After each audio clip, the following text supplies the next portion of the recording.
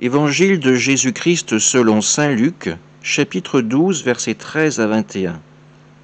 En ce temps-là, du milieu de la foule, quelqu'un demanda à Jésus, « Maître, dis à mon frère de partager avec moi notre héritage. » Jésus lui répondit, « Homme, qui donc m'a établi pour être votre juge ou l'arbitre de vos partages ?»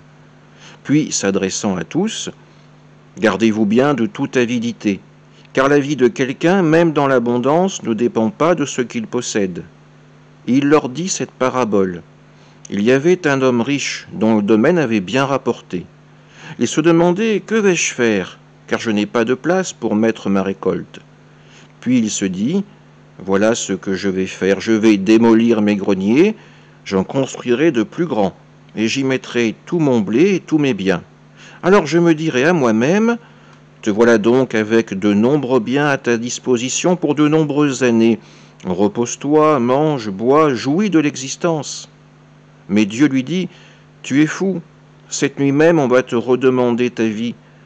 Et ce que tu auras accumulé, qui l'aura ? Voilà ce qui arrive à celui qui amasse pour lui-même, au lieu d'être riche, en vue de Dieu. » Un homme demande à Jésus de jouer au juge de paix, de jouer au notaire, pour régler une question de succession. Pour y répondre, Jésus va leur raconter cette histoire de l'homme riche. Ses récoltes ont tellement rapporté que les greniers dont il dispose sont bien trop petits pour tout entreposer. Alors cet homme, sûr de son bien, sûr de son existence, se projette sur plusieurs années et s'imagine déjà pouvoir couler des jours heureux, paisibles, entouré de tous ses biens. La présence de ses biens le rassure, elle lui donne une assurance. Pourtant, il n'y a aucune assurance sur la vie qui soit possible. La seule chose dont nous pouvons être sûrs, c'est de l'amour du Seigneur pour nous.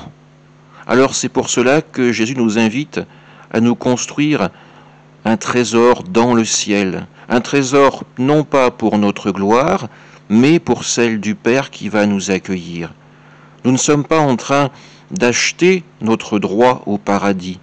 Nous rendons simplement grâce à Dieu pour les biens dont il nous comble aujourd'hui et nous essayons de répondre à son invitation en usant du mieux possible, pas seulement pour nous-mêmes, mais aussi pour ceux qui nous entourent. Quelle serait l'apparence du monde si véritablement chacun usait de ses biens avec discernement, avec sagesse, en essayant de se décentrer de son propre égoïsme pour aller à la rencontre de ses frères et de ses sœurs.